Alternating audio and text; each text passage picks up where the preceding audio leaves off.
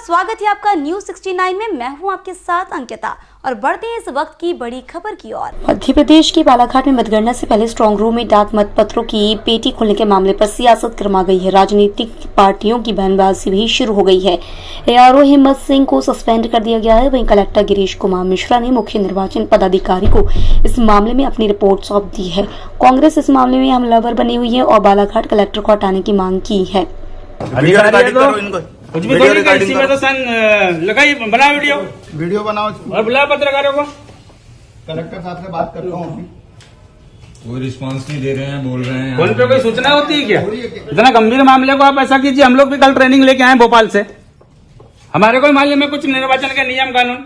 लिखित आपको हमको सूचना देना था, उसके बाद आपको पेटी खोलना था। बताइए आपका परिचय क्या है सर? हाँ मेरे बताइए। और लिखित में हमारे को दिए हो क्या आपने? नहीं, फोन से बुलवा अनुभव मुंजारे जी के किसी को दोनों पक्ष को हम फोन से बुलवा लेते हैं, इसके बाद ही खोलते नहीं, गलत है सर। और ये तो 2 तारीख को खोलना था। मौखिक खोलना चलता है, आपको कागज में लिखित देना चाहिए। जो दिशा निर्देश है राज्य निर्वाचन आयोग के, 2 तारीख का काम था। निर्देश दिया आज आप ये कैसे कर रहे हैं आज? नहीं, ये तो विधानसभा वार रख रहे हैं ना। नहीं, ये पैकेट खोलना ही नहीं था, ये खोलना ही नहीं था। ये आप ये बताइए, ये काम करने अभी आपको किसने निर्देश दिया? ये काम करने किसने निर्देशित किया है आपको? बताइए ना भैया। एसडीएम ने बोला, कलेक्टर ने बोला, किसने बोला? ट्रेनिंग में बताया गया है कि ये विधानसभा वार। एसडीएम का नंबर दो आप। दीजिए, बात करो मेरे पास। बोलो नंबर।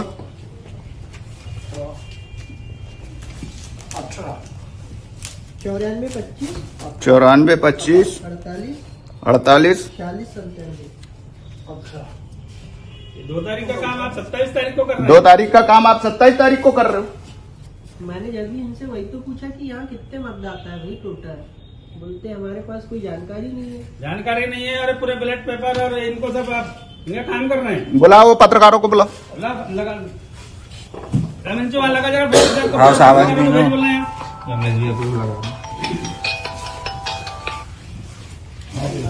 ऐसा थोड़ी अपनी मर्जी से कुछ भी काम करेंगे।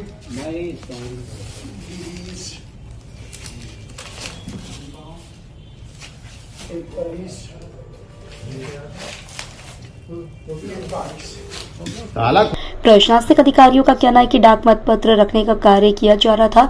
डाक मत पत्र आने पर उनके 50-50 के बंडल बनाकर उन्हें सीसीटीवी कैमरों की निगरानी में रखा जाता है। इस दौरान किसी ने अफवाह फैला दी है। कांग्रेस प्रशासन को बीजेपी का साथ ही पहले से ही बताती आ रही है। इस मामले से उसे और मौका मिल गया है। वहीं बीजेपी कांग्रेस को हार का डर है, ये कह रही है। मुख्य निर्वाचन पदाधिकारी अनुपम राजन ने पूरे मामले में कलेक्टर से विस्तृत रिपोर्ट मांगी है। उन्होंने कहा कि प्रथम दृष्टया इसमें किसी गड़बड़ी की आशंका नहीं है, केवल प्रक्रियात्मक त्रुटि पाई गई है। डाक मत पत्रों को विधानसभा क्षेत्रवार अलग अलग करने के संबंध में भाजपा और कांग्रेस के प्रत्याशियों को सूचना दी गई थी। बालाघाट कलेक्टर के निर्देश पर जिस तरह डाक मत पत्रों की धांधली सामने आई है, वह इस बात का प्रतीक है कि जो कांग्रेस पार्टी को आशंका थी कि कुछ कलेक्टर, एसपी, चीफ मिनिस्टर ने ऐसे तैनात किए हैं जो भारतीय जनता पार्टी की जीत को सुनिश्चित करने में मदद करेंगे, और वो हमारा अनुमान साबित हो रहा है। क्या यह संभव है कि नोडल अधिकारी सस्पेंड हो जाए और कलेक्टर कह रहे हैं, जो रिटर्निंग ऑफिसर हैं, कि ऐसा कुछ भी नहीं हुआ है, कांग्रेस पार्टी कंफ्यूज है? क्या यह संभव है कि कोई नोडल अधिकारी बिना रिटर्निंग ऑफिसर की अनुमति के स्ट्रांग रूम को खोल दे? क्या यह संभव है कि जब मुख्य निर्वाचन पदाधिकारी ने 3 दिसंबर को स्ट्रांग रूम खोलने के निर्देश देकर यह कहा था, सार्वजनिक तौर पर यह अखबारों में साया हुआ है, कि 8 बजे सुबह 3 तारीख को डाक मत पत्रों की गणना होगी, तो अब मुख्य निर्वाचन पदाधिकारी बताएं कि क्या उनके निर्देश पर बालाघाट कलेक्टर ने स्ट्रांग रूम खुलवाया? पूरी तरह इसमें मुख्य निर्वाचन पदाधिकारी और कलेक्टर दोनों की मिलीजुली कुश्ती है, और ऐसे कई जिलों में कलेक्टर पदस्थ हैं जो भारतीय जनता पार्टी की जीत को सुनिश्चित करने के लिए मदद कर रहे हैं। हम उन्हें आगाह कर देना चाहेंगे कि 3 तारीख बाद जब माननीय कमलनाथ जी इस प्रदेश के मुख्यमंत्री होंगे, तब उन कलेक्टर, एसपी का क्या होगा जिन्होंने गले में दुपट्टा डालकर भारतीय जनता पार्टी का काम किया है। पूरी तरह मुख्य निर्वाचन पदाधिकारी अनुपम राजन का चरित्र भी सामने आ चुका है। उन्होंने आज तक ऐसा कोई भी पूरी चुनाव प्रक्रिया में काम नहीं किया है जो उनकी निष्पक्षता और आयोग के सम्मान को बढ़ाता है। वो पूरी तरह जिम्मेदार हैं और मुझे इस बात का पूरा यकीन है कि मुख्य निर्वाचन पदाधिकारी को डेपुटेशन पर दिल्ली जाना है, इसलिए वो पूरी तरह भारतीय जनता पार्टी की कठपुतली बनकर काम कर रहे हैं।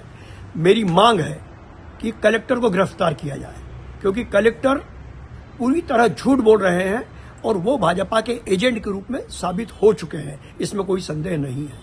शिकायत की थी कि गलतियां हो रही हैं और ये बात सही भी है कि मतगणना के एक दिन पहले जो है पोस्टल बैलेट को ट्रेजरी से निकाल के अलग स्ट्रांग रूम में रखा जाता है। आपको नहीं लगता कि ये जो प्रोसेस अपनाई गई ये गलत हो सकती है? आपके हिसाब से आपको लगता है कि सही है कि गलत? देखिए, मैं तो निर्णय करता हूँ ही नहीं जी। पूरे मतदान की प्रक्रिया में यानी भारतीय जनता पार्टी निर्णय करता नहीं है। पूरे मतदान की प्रक्रिया चुनाव आयोग के दिशा निर्देशों के अनुरूप होती है। हर चीज के विधिवत नियम कायदे प्रक्रिया है और यदि इस विषय में किसी प्रक्रिया का पालन नहीं किया गया, कोई प्रक्रियागत त्रुटि है तो उस पर चुनाव आयोग कार्रवाई करेगा। भारतीय जनता पार्टी का इससे क्या लेना देना। हम तो फिर आग्रह कर रहे हैं कि यदि कहीं किसी प्रकार की गड़बड़ी है तो उस पर कार्रवाई करना चाहिए। कार्रवाई कौन करेगा? चुनाव आयोग करेगा। पर कांग्रेस के यदि मित्र ये कह रहे हैं कि भ्रम था और संतुष्ट, तो कांग्रेस को सोचना चाहिए। कांग्रेस तो चुनाव आयोग पे ही आरोप लगाती है। देखिए कांग्रेस का तो काम है। कांग्रेस मूल विषय सिर्फ यह है कि कांग्रेस पार्टी अपने नेताओं के गांधी परिवार के चेहरे बचाने की कोशिश कर रही है। हारने के बाद कमलनाथ दिग्विजय सिंह जी को कौन से बहाने मिलेंगे? तो ये बहाने ढूंढेंगे। दिग्विजय सिंह जी ईवीएम की बात कर रहे थे कुछ दिन पहले। कमलनाथ जी 17 तारीख को मतदान था, उस दिन मतगणना करके बंद के अधिकारी कर्मचारियों को कोस रहे थे। अब एक नया विषय लेकर आए। तो पूरी की पूरी जो प्रक्रिया है, पूरी जो कसरत कांग्रेस कर रही है, वो 3 दिसंबर को होने वाली हार से गांधी परिवार को बचाने के लिए, अपने नेताओं को बचाने के लिए कर रही है। न्यूज़ 9 के लिए भोपाल से आदिल खान की रिपोर्ट। इस खबर पर आपकी क्या है राय? हमें कमेंट सेक्शन में जरूर बताएं। तब तक के लिए धन्यवाद।